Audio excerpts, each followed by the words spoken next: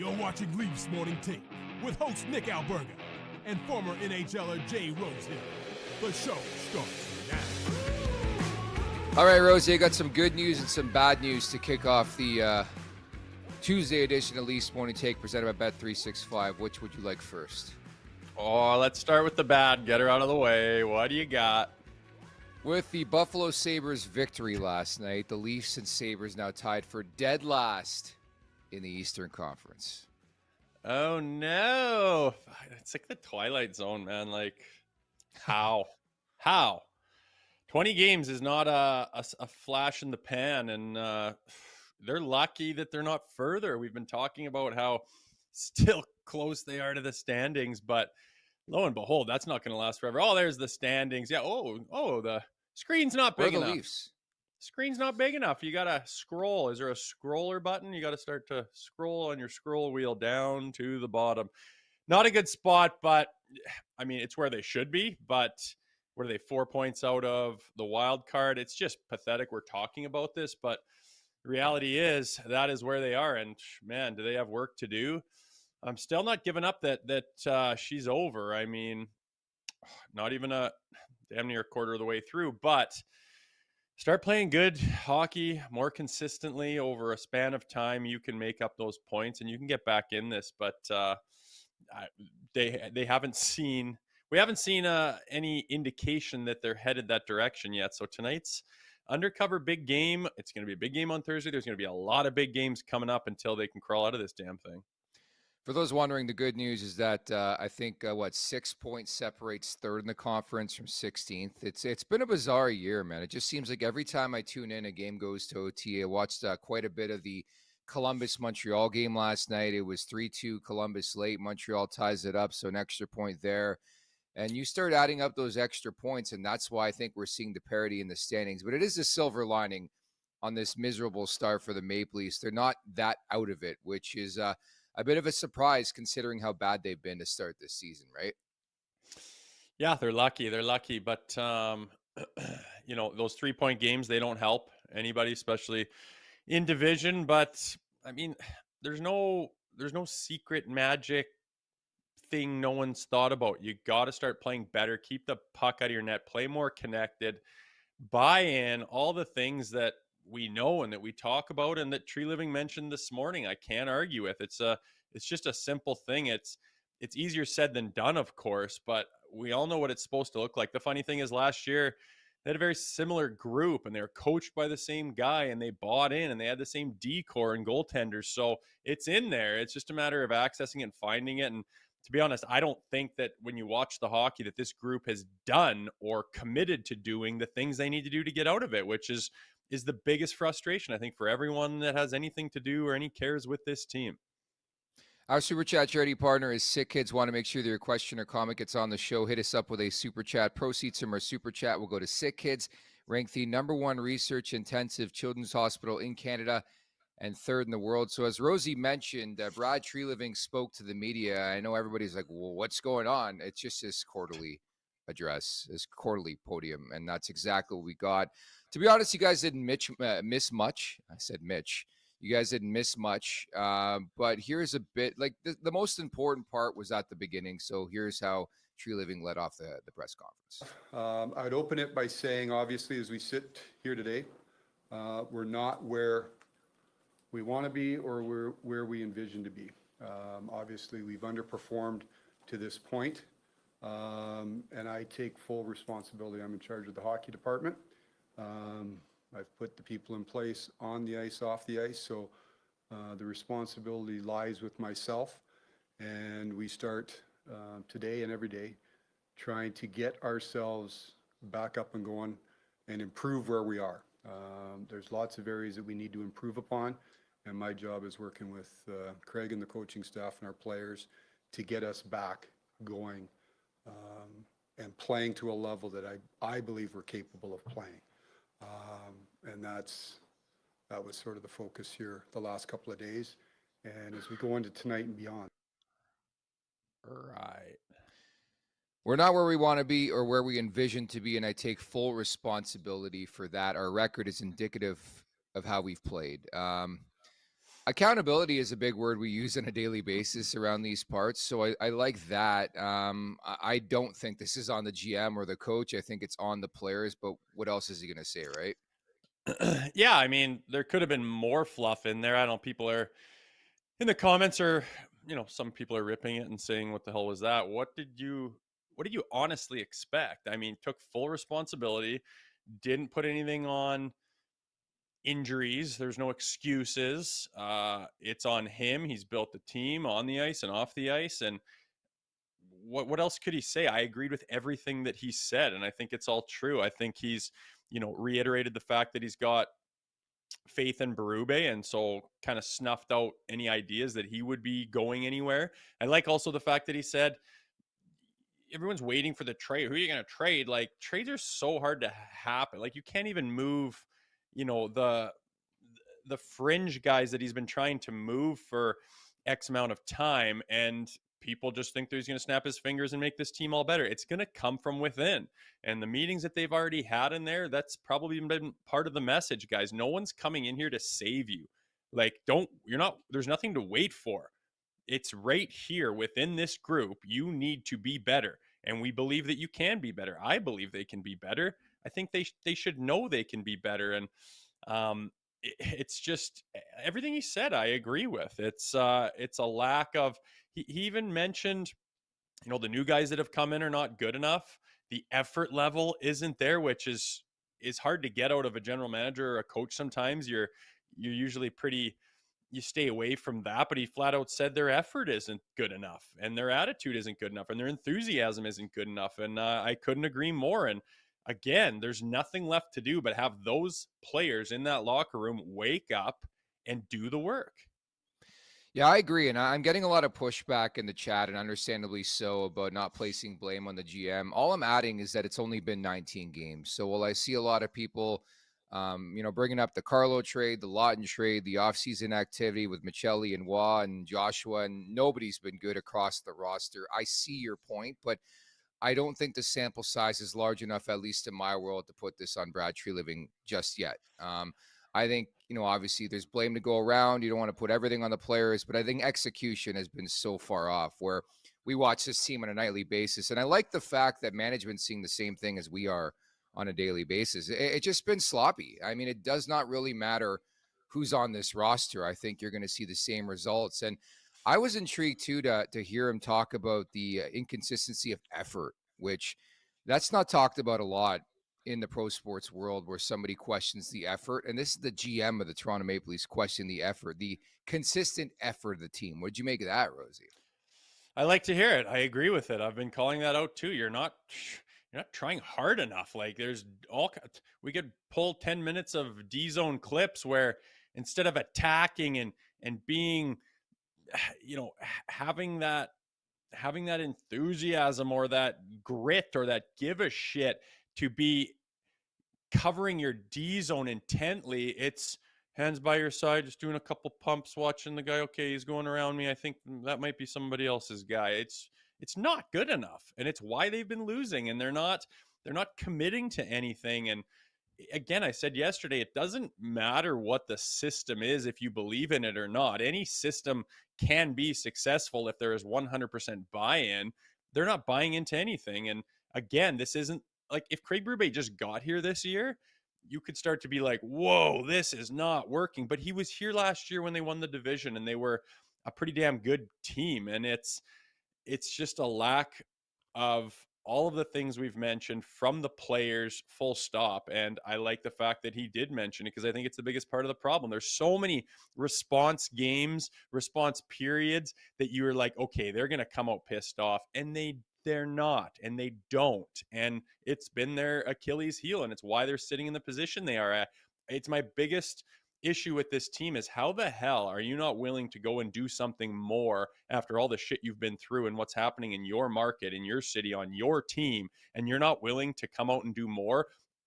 Take your pick. I mean, go all the way back to the Detroit back-to-back early in the season. We would think there'd be like, oh boy, alarm bells going off, we need to dig in. They haven't for a month. It's flat out unacceptable, and it's not on the coaching staff, if you ask me, and it's not on the general manager. If at this point in time, if they completely, miss the playoffs and stuff, that conversation will be held. But you don't can everyone after 20 games after a successful season, quote unquote, the season before. Look at Nashville. Do they just can everyone 20 games in? Look at Detroit when they're going through problems, and take your pick on the teams that are underperforming or should be better. Buffalo, like, this is the Maple Leafs. You don't just can everyone 20 games in. Like, that's the hair trigger mentality of this market and fan base, because they have no patience left. I get it, but that's not the answer. You start canning everybody. Good Lord, you talk about a shitstorm of giving your season away. You got to stay on track, and however the hell you need to do it, these players need to be motivated to do more out there.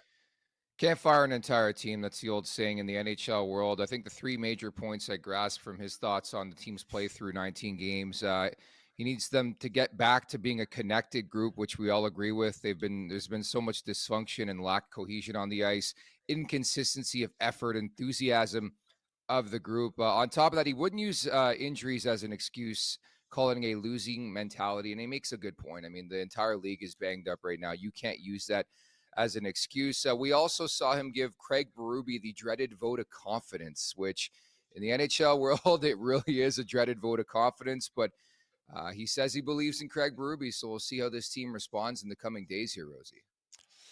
Yeah, that's just where they're at right now. 20-game mark almost, and that's where they're at right now.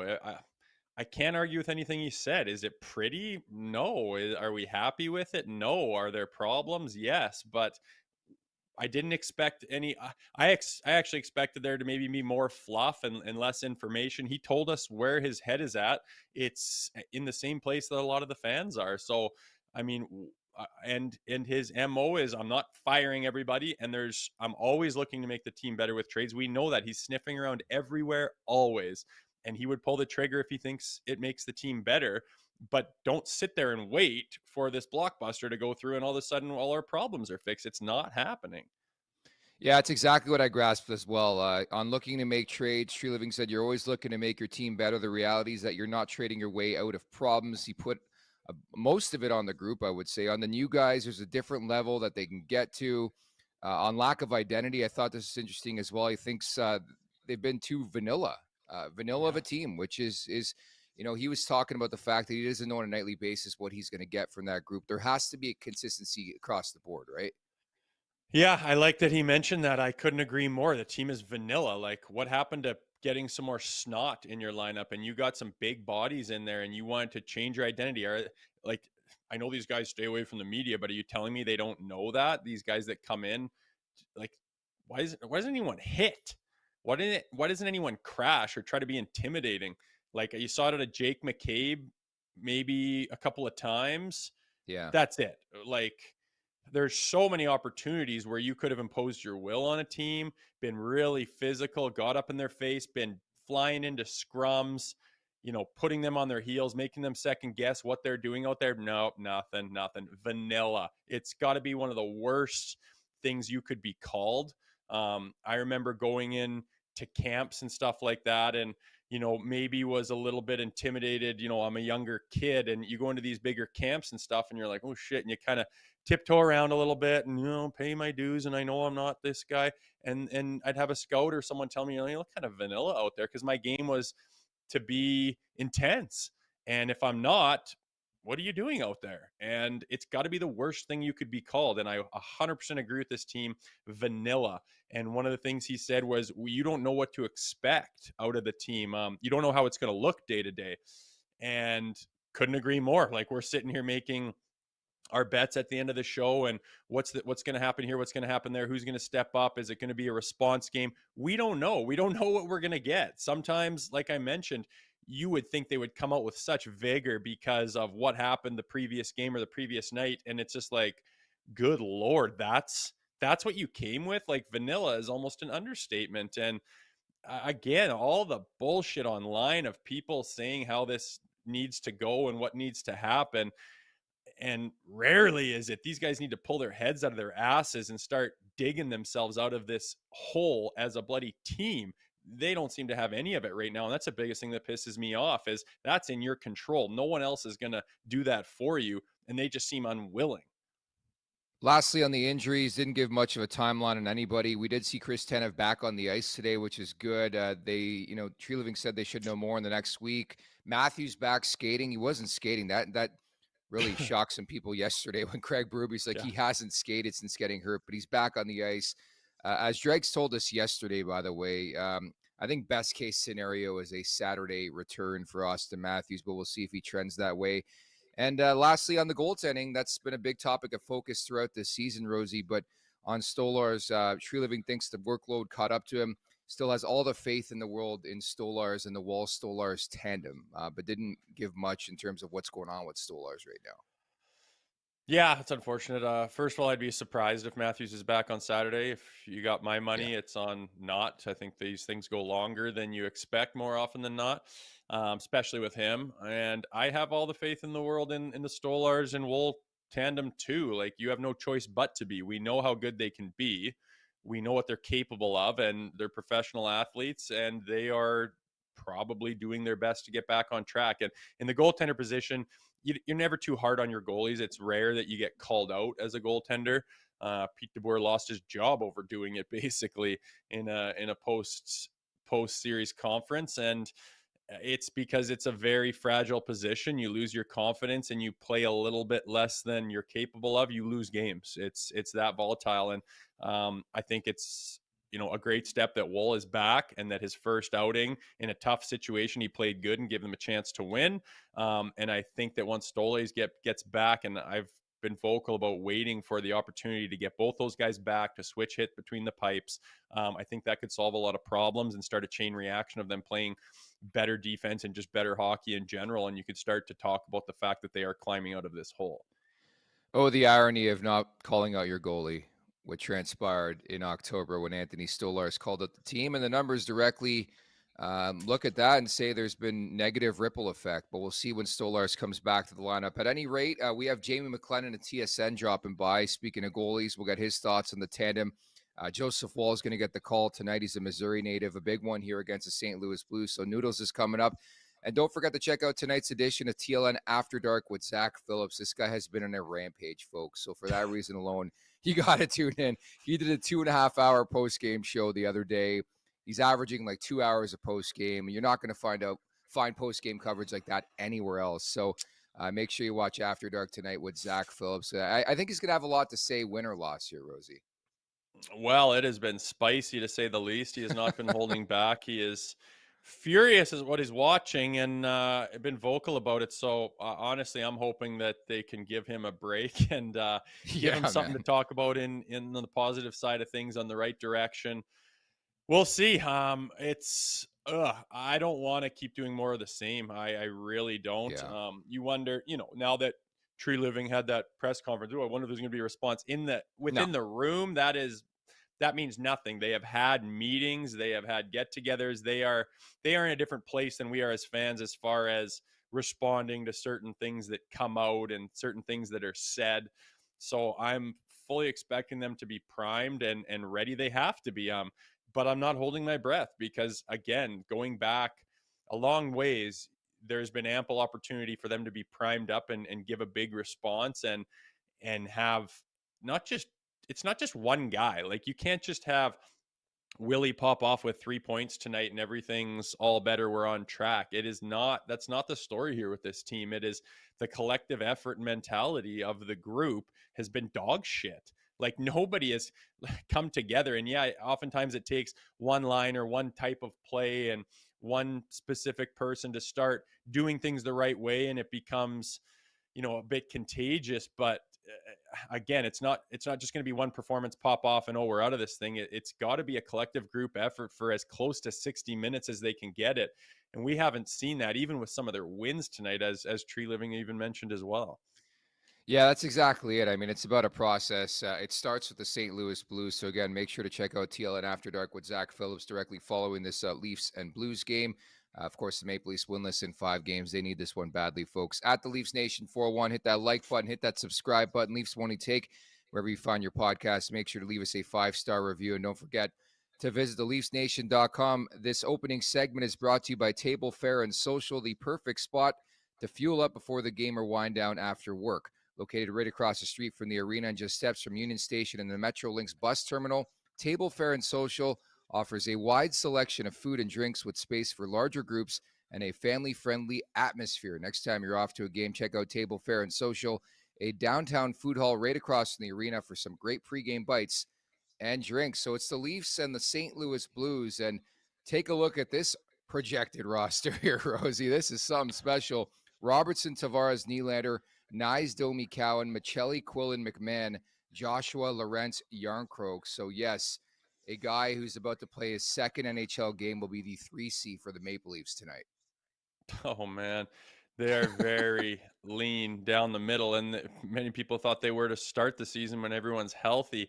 It's not a good look. The bottom six you look at and you're like, sweet Jesus, like this is not what we envisioned for this team. But as much as it's not an excuse, it just does not help. And unfortunately, in pro sports, when it rains, it pours. And oftentimes you're going through things and more things that are in the negative category pile on. And again, there's no saving grace. There's nothing special that's going to come in and save you. You have to dig your way out of it. And all I can say is hopefully some of those guys are chomping at the bit to get their opportunity to play in the NHL or to get their opportunity to play for the Maple Leafs and try to impose themselves on management and the coaching staff. And I'm pretty sure the effort will be there for those individuals.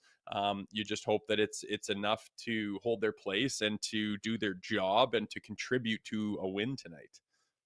Meantime, we got a few super chats to support a sick hits to get to. John Gallagher, thank you so much for the super chat. Anyone know day count where we're at in the McJesus countdown? No, I'm going to have to do some research on that. But we're under 1,000 for the potential return to Toronto of Connor McDavid. I've put to bed that countdown. But the Oilers are not in a good way either, man. They lost to Buffalo last night. I know the Leafs have lost once to them, lost 3 or 4 points to them overall to start this season. But I think, the Oilers are a mess right now too. But yeah, no countdown to report just now.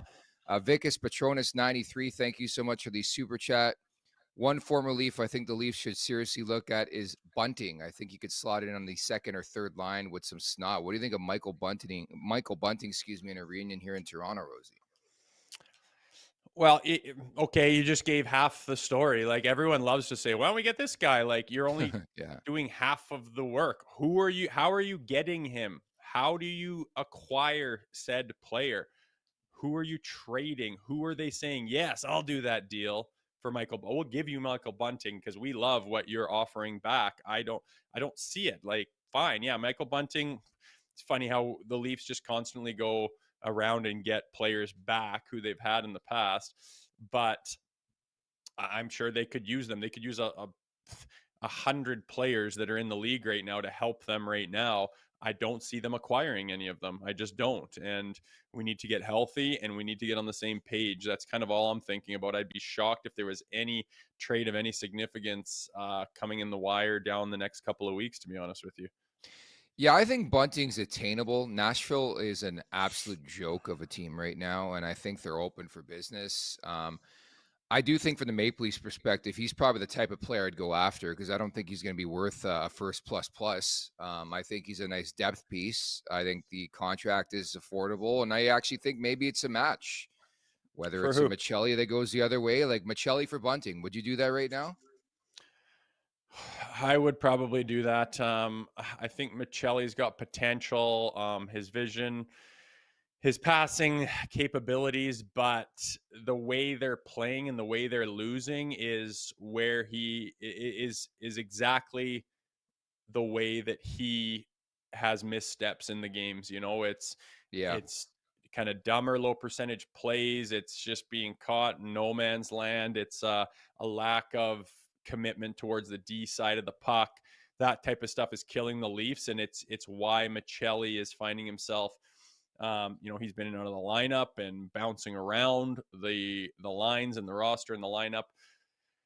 I wouldn't be against it. One thing that bothers me is like this dog shit power play that we have had, and he hasn't got a sniff on it. I feel like he should be able, if you have a guy that's good at that's good with time and space, that can thread the needle and find the seams and find the plays. That's literally that's what he's good at. That's his strength.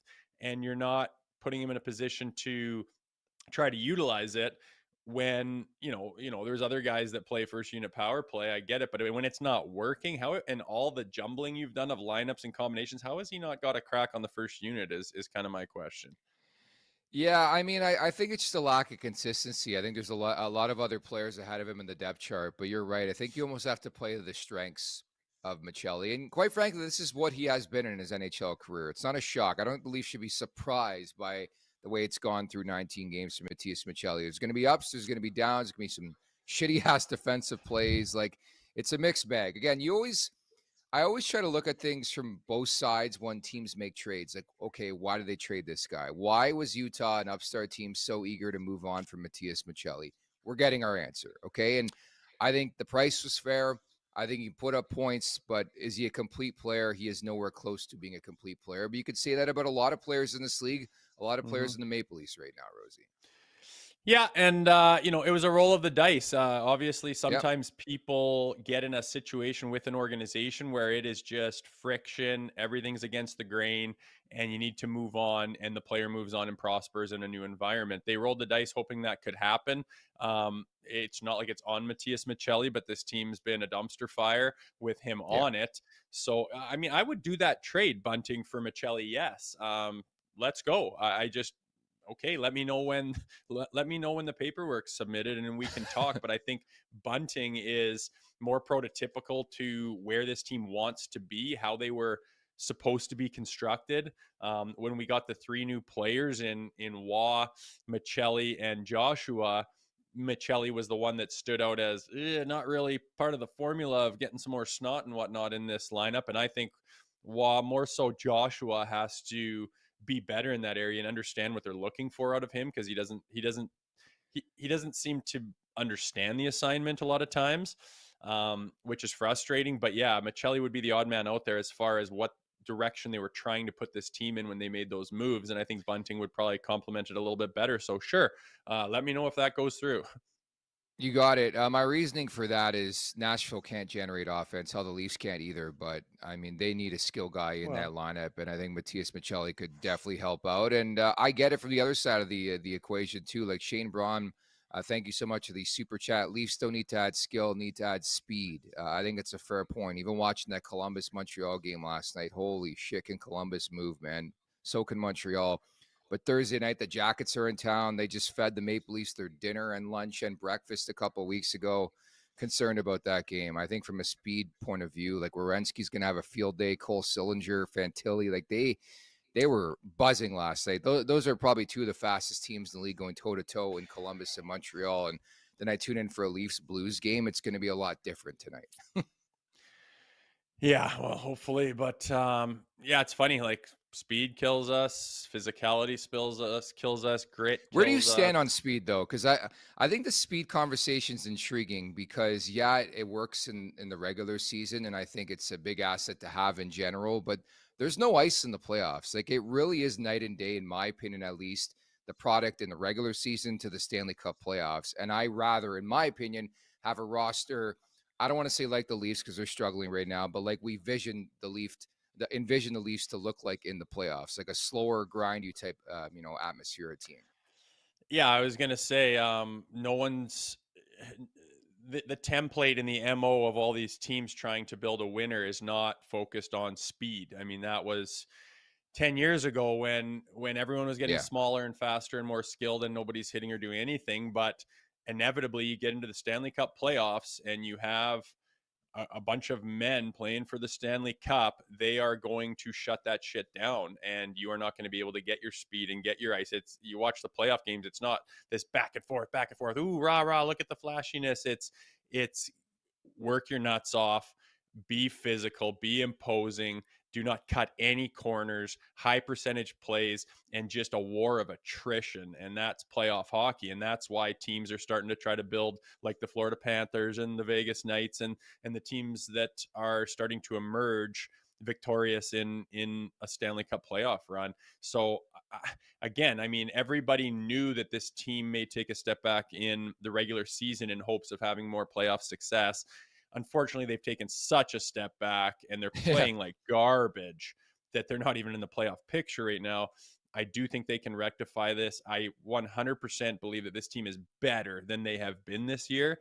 But sometimes teams are supposed to be better than they are the whole season, and it's a complete disaster. And I'm not saying that can't happen, but I'm also not saying that they can't climb out of this and figure their shit out. But you'd like to see at this point in time some gleaming moments of that, and some of the efforts and the commitments that they need, that we want to see, to say these guys are going to climb out of this. Because as much as I do still believe that's possible, they haven't shown a lick of it.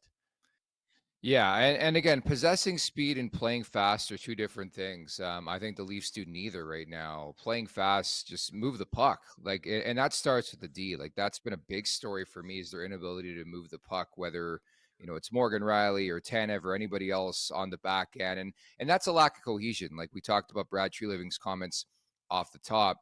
You just got to find a way to zip that puck a bit quicker. I mean, there's so many examples. I think Florida's a perfect example of it. Like, they're not the fastest team in the league, but IQ through the roof, smart with the puck, quick with the puck. And that's the way, the puck is the fastest moving object on the ice last time I checked, right?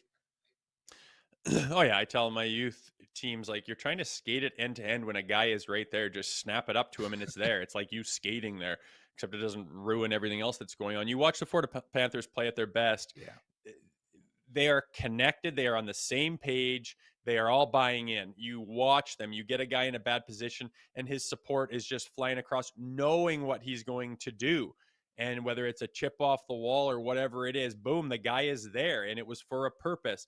We chip it or get it deep and there's nobody there. We get a guy that's coming through the neutral zone with some positioning, doesn't quite have the speed, and the support is just like gliding, waiting. I wonder what he's going to do with it. I wonder what he's going to do with it. As opposed to, we already know what we're doing with it. There's no template. There's no buy-in. There's no, I believe there is a system and there is a structure, but they're just choosing not to do it. They're like, I hear, I see the drills we're doing in practice. I see the video we're cutting. I see the messages and the one-liners and the words that they're repeating ad nauseum from the coaching staff. And I just choose to do whatever I see out there and do whatever I think comes to mind at the moment when the play develops. And it's just not indicative or conducive to winning in any way, shape, or form. And I'm literally waiting for those players to wake up and realize it themselves, because they keep coming out with the same shit like it's going to work all of a sudden. Meanwhile, they're plummeting to the point where we can't even get a freaking graphic where they're on the goddamn screen in the standings. So again, it comes from the guys. The reason the Florida Panthers are great, not because they play this incredible system that no one's ever thought of before. It's because they all freaking buy into it and they do it together. And that's the opposite of what the Toronto Maple Leafs have been this season. Now, Rosie, as I recall saying earlier on, 6 points separates 3 and 16 in the Eastern Conference. At the Leafs Nation 401, hit that like button, hit that subscribe button. Jamie McLennan's coming up in mere moments here on Leafs Morning Take. But the injury news just continues to get worse and worse. Craig Berube saying Nick Waugh will miss the next couple of games. Translation in Leafs Nation, he'll be out about 3-4 weeks, so at least. I always take that with a grain of salt, man. It's has there ever been a timeline that's on time? It's always longer. Remember we had this convo a week ago where, like, if I had to hold a gun to your head right now, Austin Matthews, is he back next Thursday? And we both are like, absolutely not. And here we are waiting to find out more on that front, right? And I would put good money that he's not back on Saturday, but all you can do is kind of hope that it's sooner than later. But again, I don't hold my breath on any of that. When it rains, it pours, and they're in one right now. And again, there's no excuses, and they're not resting on their laurels. They can't afford to. The guys that are there need to step up and try to find ways to get points until they're all healthy and they can put this thing together. Got to grind through, that's for sure. Again, at the Leafs Nation 401, hit that like button, hit that subscribe button as you welcome in today's guest from TSN Overdrive, former St. Louis Blue, former NHL netminder. It is Jamie Noodles McLennan. Noodles, how are you, bud? Not too bad. How you guys doing today? Good. We're thanks. good. We're trying to dissect what Brad Treliving had to say today. What stood out for you? When he talked about vanilla, the word stood out to me, and I think that's just code word for identity. You look at it; it's been a strange start to the season for many teams. let's just talk about the Leafs. When you look at, if we had this conversation 6 months ago, we could pretty much tell you what the identity of the Toronto Maple Leafs were.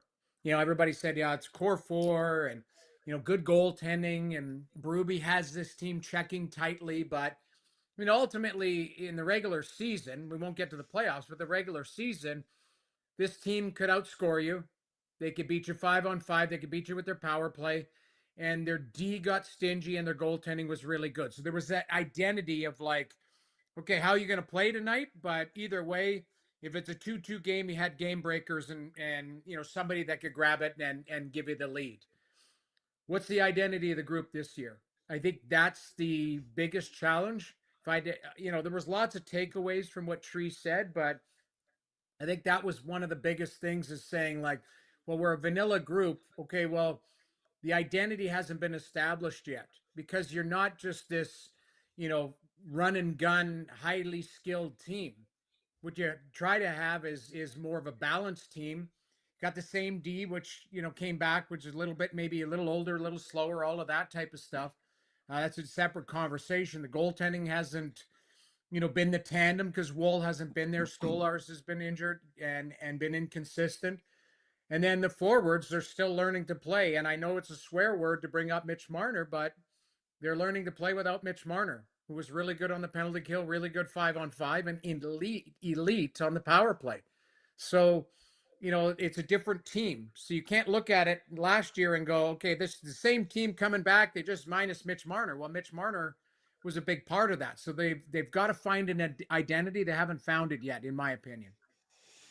And what bugs me, Noodles, is these guys have had ample opportunity to have responses to bad performances and to try to show that they're on the right path. And it's just shocking to me.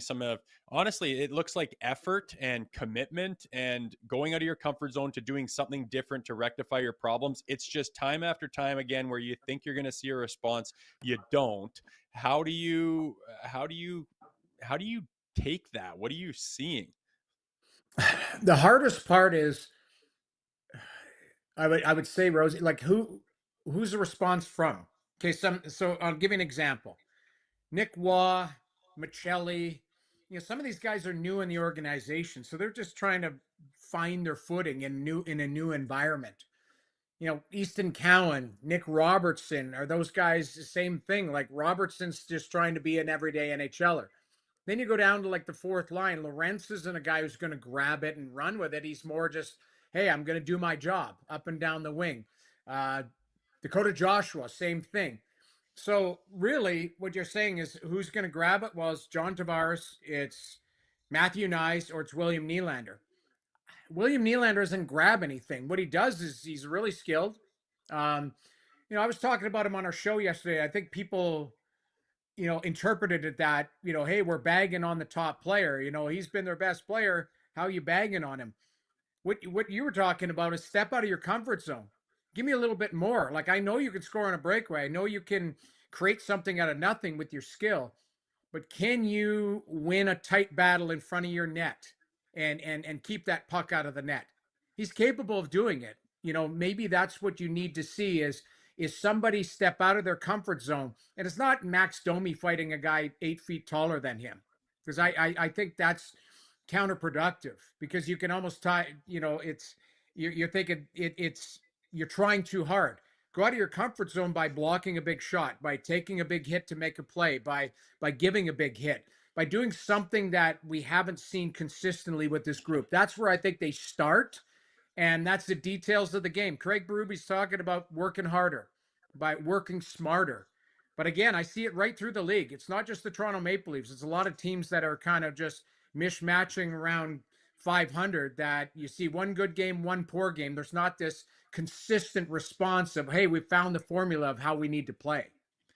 Yeah, I personally, I think it was a fair criticism on Nylander. It's been a weird start. Like, he has 26 points in 16 games, but there's been so many different pockets where I haven't noticed the guy. Like, he hasn't had that jump or taken over a game the way he has in the past. And I'm sure you sort of felt that way as well on Nylander. And I think across the group, you need to elevate, regardless of Nylander or anybody else. But the dreaded vote of confidence from Tree given to Craig Berube. Should Berube, in your opinion, be on the hot seat? And Is that what it is? A dreaded vote of confidence, you think?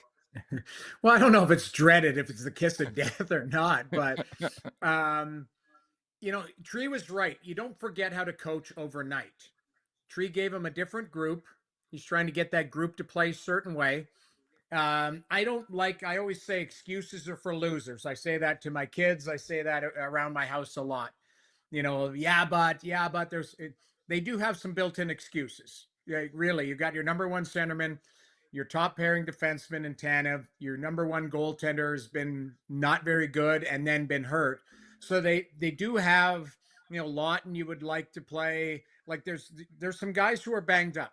Every team is dealing with different type of adversity. So I'm not going to not focus on that. I'm not going to absolve them of everything just because they're banged up. But I would say, like, they need to find. I come back to that identity and able to dig in. The coach is a big part of that, and holding people's feet to the fire. The coach, the players are going to outlast them as far as the length of their contract, all of that type of stuff.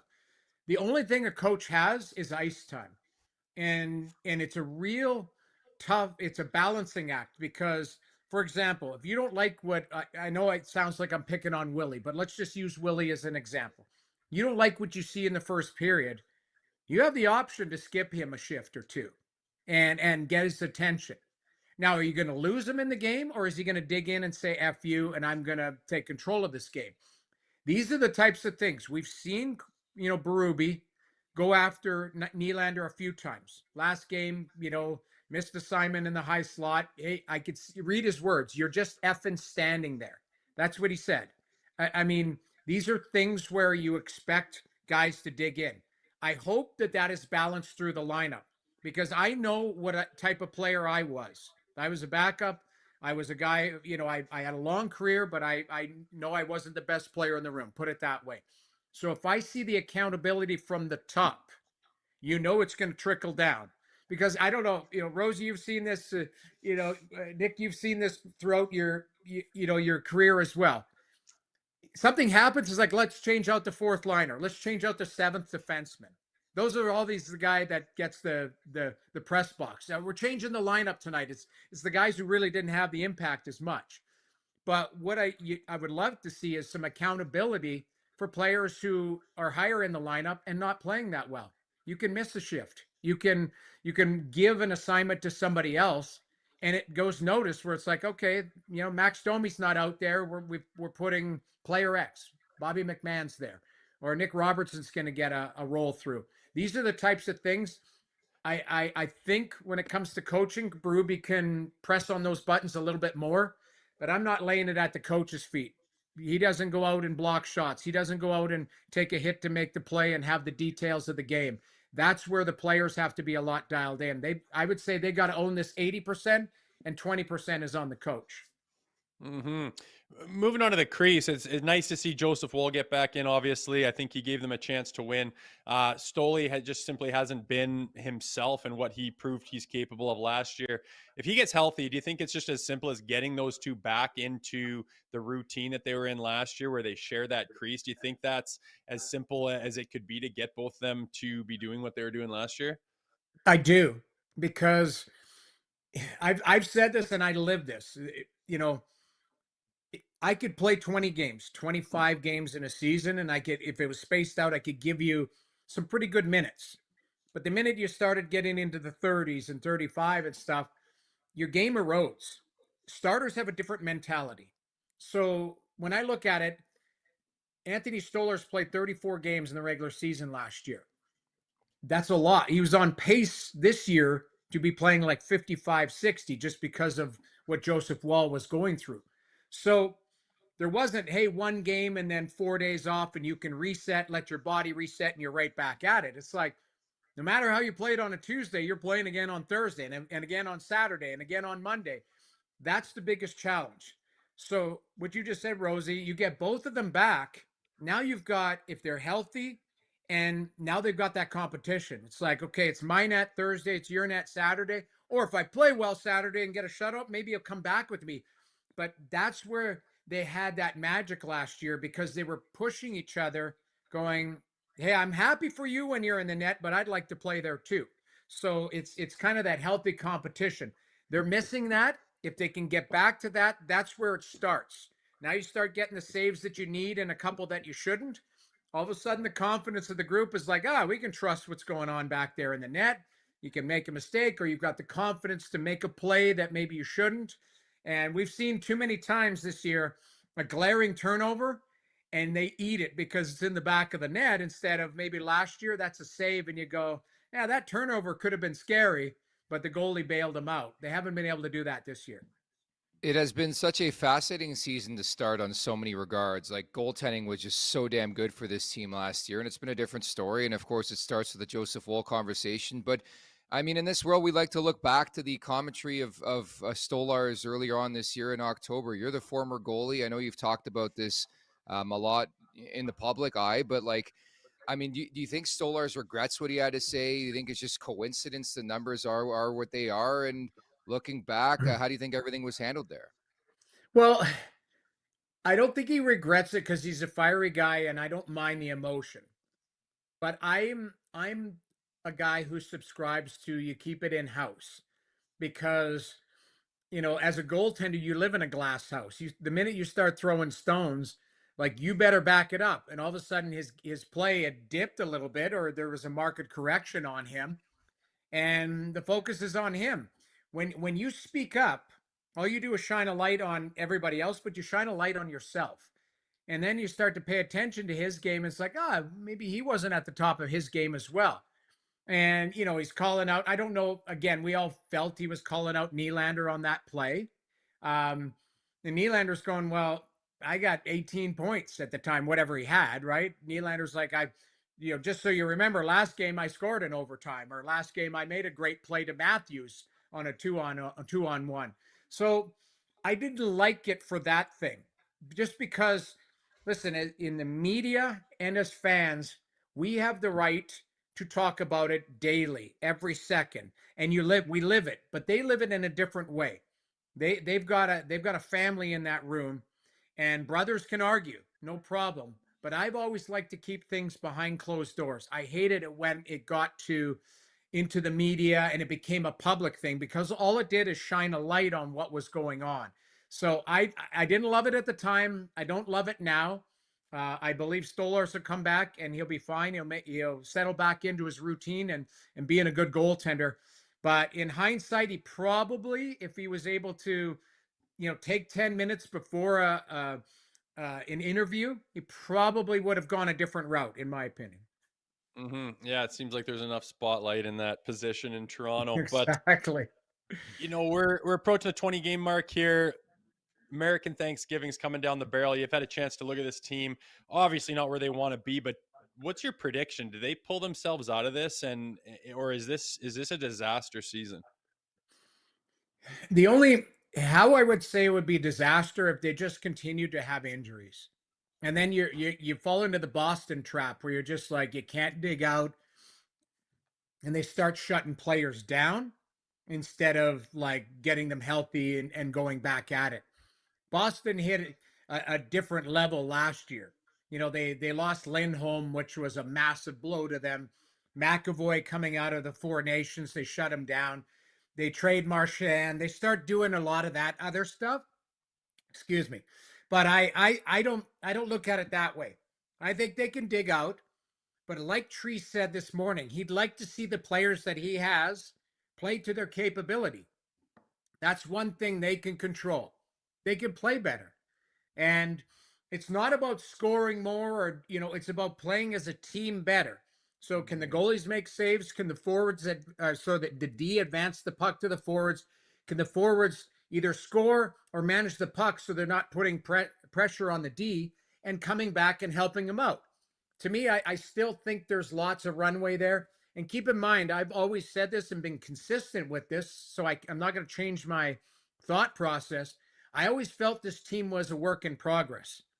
I felt like Tree was going to try and add to this group at some point, a top six forward.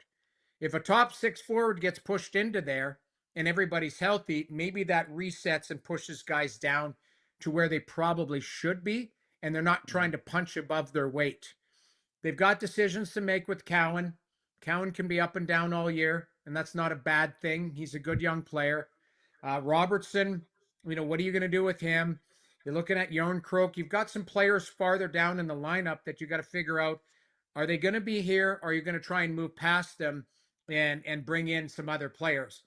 Defensive core, I've been consistent with my comments too. I think they need a puck mover. Stecher's a good skater. He can move the puck, but I think he's a stopgap. I've always felt they needed a top 4 right shot defenseman that can move the puck. I know Rasmus Anderson is a Christmas list guy. I look at Colton Parayko. We might see it tonight. The guy that might be, by all accounts, Doug Armstrong has said that he's open for business.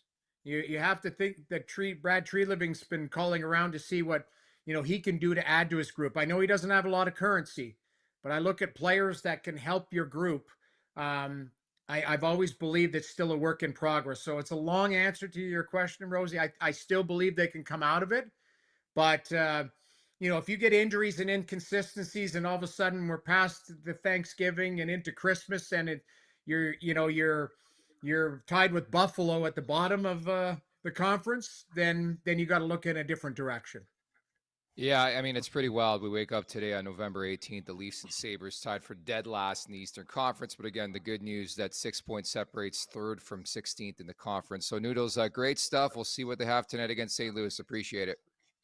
Thanks for having me, guys. Thanks, Jamie. Anytime. That's Jamie Noodles McLennan from TSN as we get set for the Leafs and the Blues. And obviously breaking down a lot of what Brad Treliving had to say in his quarter of the season podium/press conference. So the Blues in town. You want to talk about another team that are fighting it. It's the St. Louis Blues. I hope there's going to be desperation across the board in this game, but Joseph Woll is going to get the call. He's a Missouri native. And Troy Stecher is going to make his Maple Leafs debut, as Noodles just talked about there. The deep pairings at the morning skate and practice, Riley OEL, Benoit McCabe, Mermis, and Stecher. What's a fair expectation for Stecher? Because obviously in this market, even a 6th, 7th defenseman, there are unrealistic expectations of what to expect from said player. I think the reason they brought him in is he's got a high compete level, and he can play. He can do the things that the Leafs are lacking. And if you see him standing out for just flying into that corner and being as gritty as possible and laying down to block this shot and hopping on that guy and really good stick there and gets into his position and protects the middle of the ice, just the things that sometimes this team looks lost in doing or not interested in doing, I think he's going to stand out in doing exactly those. Is he going to be this big savior on the back end? No, nor should he be expected to be.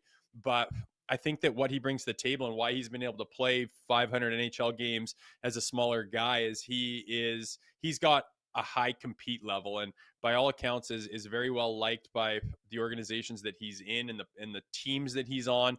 I think he's going to stand out for just having a high compete level, and I think that they could use that. Yeah, and I think when you're in a position like that, just don't be very noticeable one way or another. There's a lot of concern in the chat about the Mermis and Stecher pairing. I just wonder how much the top 4 plays, Riley OEL, Benoit McCabe, and how much they insulate the other 2 guys. But most importantly, it's about the team and playing as a cohesive unit and playing desperate and playing urgent. You're battling injuries right now. You're not supposed to win this game. You're struggling. Like, you got to find a way to weather the storm. It's part of being a professional, I think, in this league right now. Is the odds are stacked against you, but you got to have that level of desperation, Rosie. How many times we talked about it? They've had a billion injuries. Remember, if you recall a couple of years ago, 4 of their 6 blue liners were hurt, and they found a way. They got to find a way tonight. That's it. Yeah, and you talked about their opponent struggling too, not the fastest team in the world, not having a hell of a season. I mean, you have to get this thing done and show up with that desperation that we talk about and try to get this 2 points on the board and try to start moving forward, because you're going to run into juggernauts and teams that are rolling. It's sure as hell isn't the time to do it then, it's tonight. Yeah. And again, I just look at them coming together as, I keep saying it, but when you watch a team and you're like, they're all thinking the same way. Like, they've all bought into the pregame speech and they're all on their toes looking at each other like, we know what to do and we're going to go do it. And the Leafs are flat-footed and they're not even looking at each other. They're just going, I'm going to try this shift. And it's just so disconnected. I need to see some connection. I need to see them being on the same page. And it starts with committing with a full effort, 60 minutes. It can't be any more of this lackadaisical bullshit. I mean, the market will go insane and they will want to torch the whole goddamn culture of this entire organization. It's not going to be good. They have to come out with, at the bare minimum, their best effort. Gotta win. You're right. And got to see more of what we saw against Chicago. Just build on that. I know they lost the game, but played particularly well compared to the other games so far this season. It's time now for the last call, brought to you by Bet365. Whatever your bet is, it's never ordinary at Bet365. Download the app and get in the game. Use code NATION. That's NATION, N-A-T-I-O-N. Must be 19 or older. Ontario only. Please play responsibly. If you or someone you know has a gambling problem, visit connexontario.ca. I like the under depending on the number. I've seen 5.5 there. Could see like 6 goals being scored in this game. But the one guy I'm looking at for a response, and I believe there's an article that I wrote last night, spent about an hour writing an article last night about Willie Nylander having to step up. The shot prop intrigues me, and a lot of shots at that. I'm going to play over 3 shots on goal for Nylander. Back-to-back games, hasn't registered a shot on goal. First time since December 2019. They need something out of Nylander tonight, man, plain and simple. So I'm playing that shot prop. And even Matthew Nyes, the ATG, I would look at as well. Anytime goal for Nyes. I'm going with Joseph Wall. I can't find it on the thing, but I'm taking the over on his expected saves tonight. This team has warts. They've got a bunch of nobodies on the back end, and the lineup's in disarray. That doesn't mean they can't win, but I think he's going to have to turn aside quite a few shots tonight and give them a chance to win. I think he's going to do that. I like it. So we'll leave it at that. Zach Phillips is going to be in for yours truly tomorrow. I'm going to go to Maple Leafs practice and try to work on something. Me? Yeah, I'm going to work on a bit of something, and hopefully it comes to fruition. And maybe later on this week, we got a very special interview on this show. So looking forward to that tomorrow. But you and Zach will break down this Leafs Blues game, right? I like it. We'll see what old Zachy, his last 2 shows are in my mind. He has been buzzing. So I'll have to maybe put my war helmet on. We will see. It's all going to depend on the performance tonight. Looking forward to that, sharing the seat with Zach, and then seeing what you come with when you return. All good stuff. Yes, sir. Headed down to the game tonight. Just they need to find a way to win this game. Anyways, the chat was buzzing today, to say the least. A lot of trolls that I didn't bring up. Just a lot of, I mean, we're taking shrapnel all over the place. You saw my Twitter fight yesterday. So everywhere. It's our fault now that this team's losing, and that's what happens in this market. It just spirals out of control. We're blaming the assistant coach. You're blaming the host of a podcast like that. That's how it spirals out of control. Yes. We need someone to blame.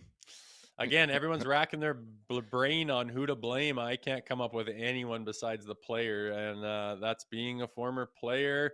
I'd love to deflect blame elsewhere. But at the end of the day, it is not the coaches or the system or any of that shit. They have had ample time and opportunity to get their ducks in a row and start pulling on the same rope, and they have just been unwilling and reluctant to do it, which again is my most frustrating thing. I can't believe some of the efforts they've come up with after abysmal performances the previous game.